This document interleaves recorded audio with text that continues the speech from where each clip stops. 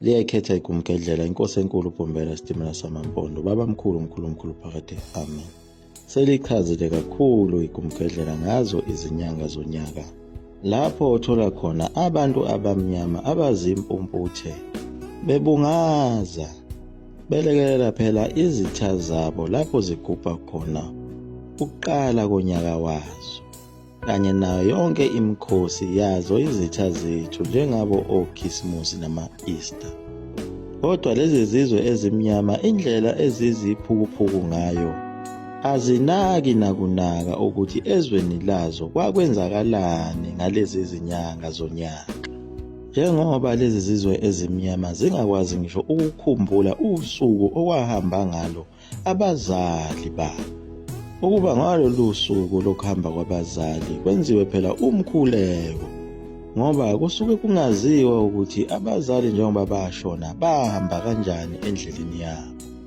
Lesi sithutha esiwumuntu omnyama kasinaki, ngoba ngisho nalapho okwabekwa khona abazali baso lesi siphusha sagcina emangcwabeni ngaleli langa kungcwatshwa unina noma uyise.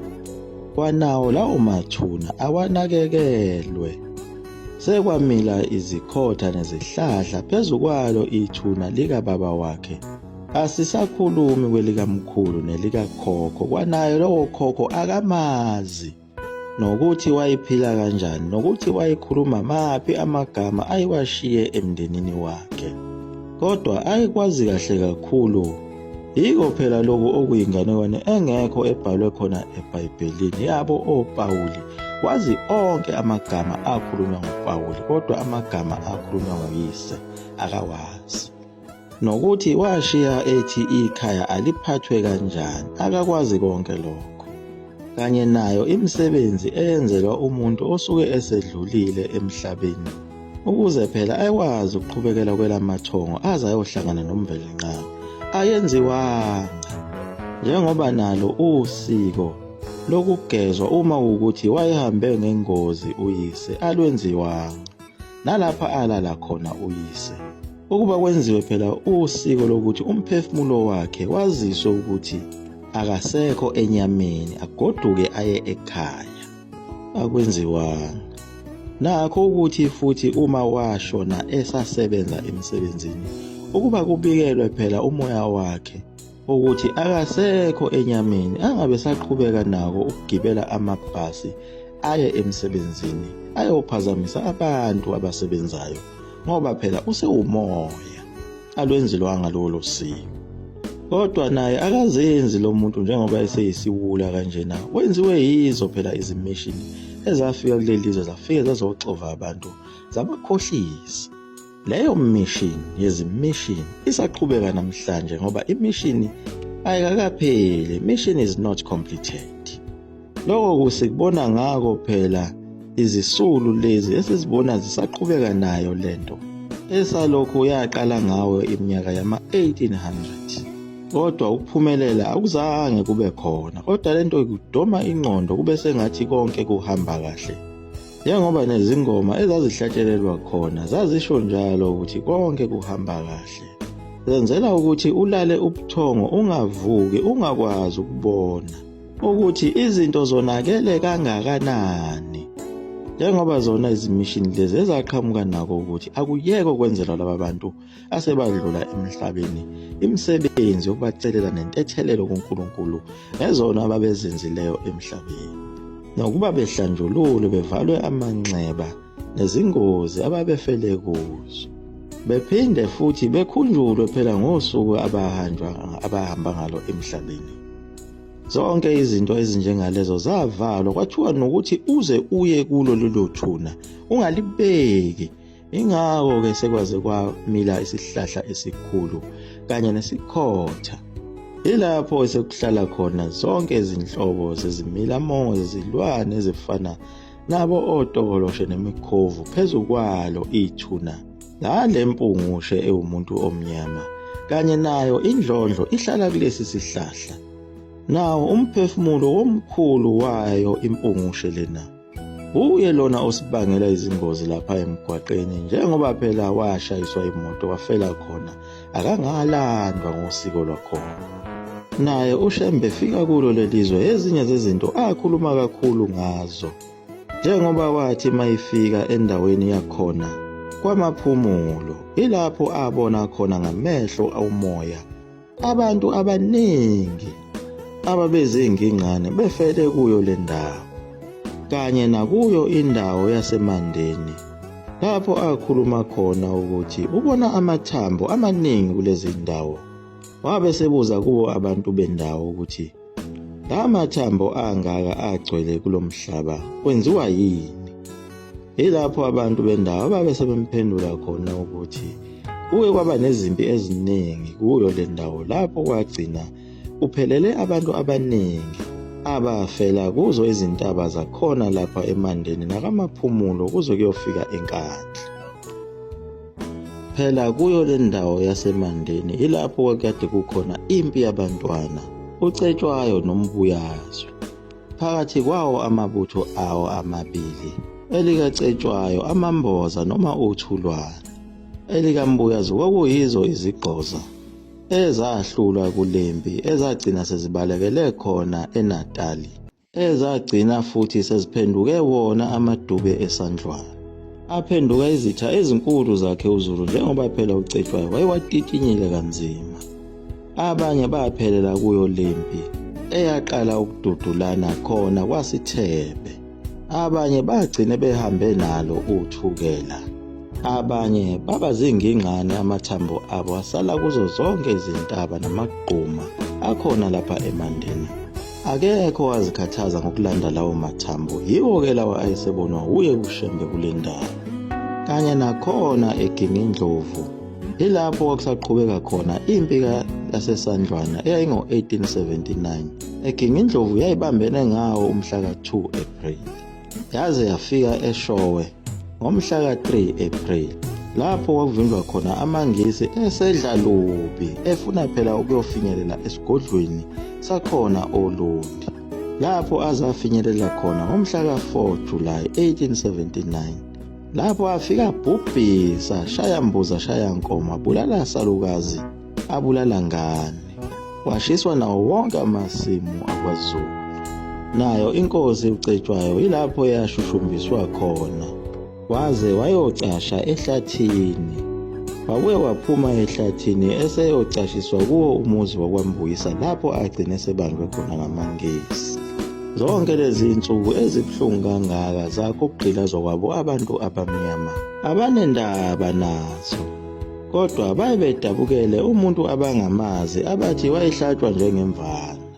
Kanye nayo yonke imikhosi yakhona kwaZulu eyayenziwa emandulo yakhohlakala, kwalandelwa yonke imikhosi yezitha zethu.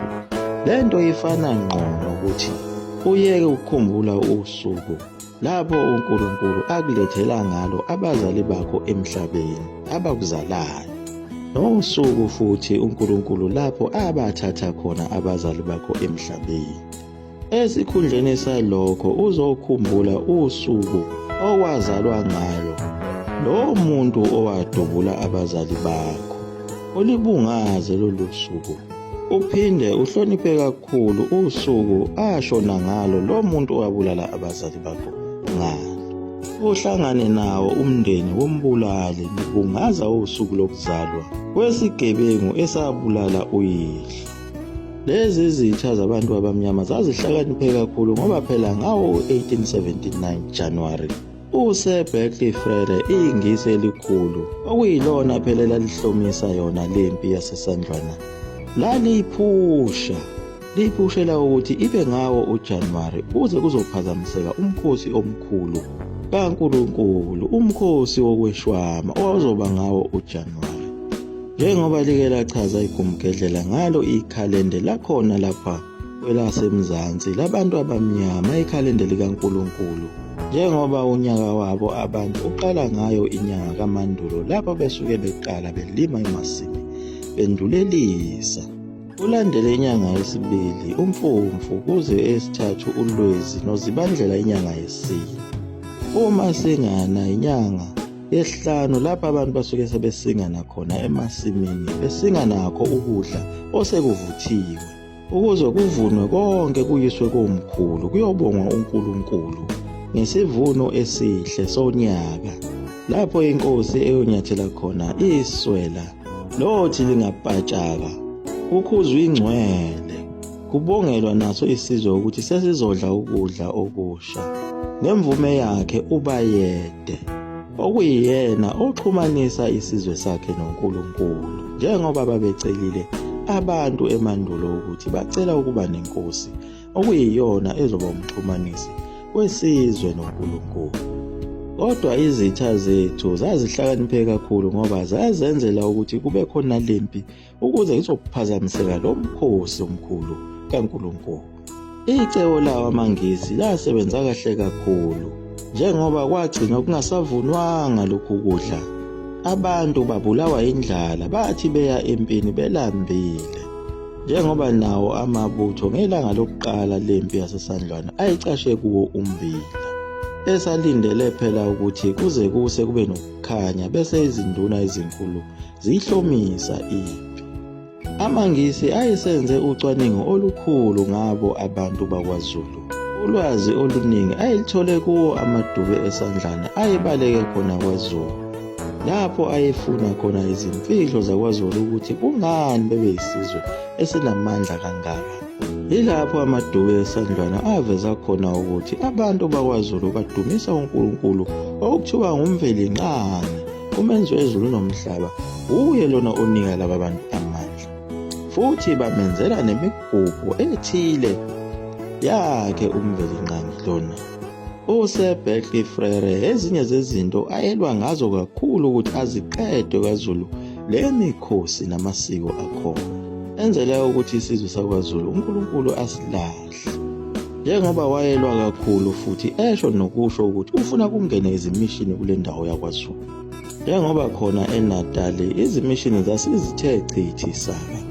Kule ncwadi yakhe uSir Berkeley Frere wayiphoqa nayo inkosi uCetshwayo ukuthi inxephezele wona amaNgisi ayenamaplazi ayewathole ngodli khona kwela kwaZulu, ukuthi mhla engasathandi ukutshala kuleyo ndawo ngenxa umhlabathi ongavumelani nento ayobe eyitshala, lolo twayi kuyoba utwayi lakhe uCetshwayo ukuthi awanxephezele lamaNgisi uma eseshiya lawo maplazi, ephinde enikele ngawo amadodana kaSihayo, omehlo kaZulu Ngobese, nomkhumbi kaZulu Ngobese, kanye nalo imbuka elalisuka eSwazini umbilini kaMswati, owayengazwile owayekade eqeda kutitinya kanzima amabhunu, wabe esebalekela kwela kwaZulu, wafike waba umngani omkhulu nazo lezi insizwa zikaSihayo.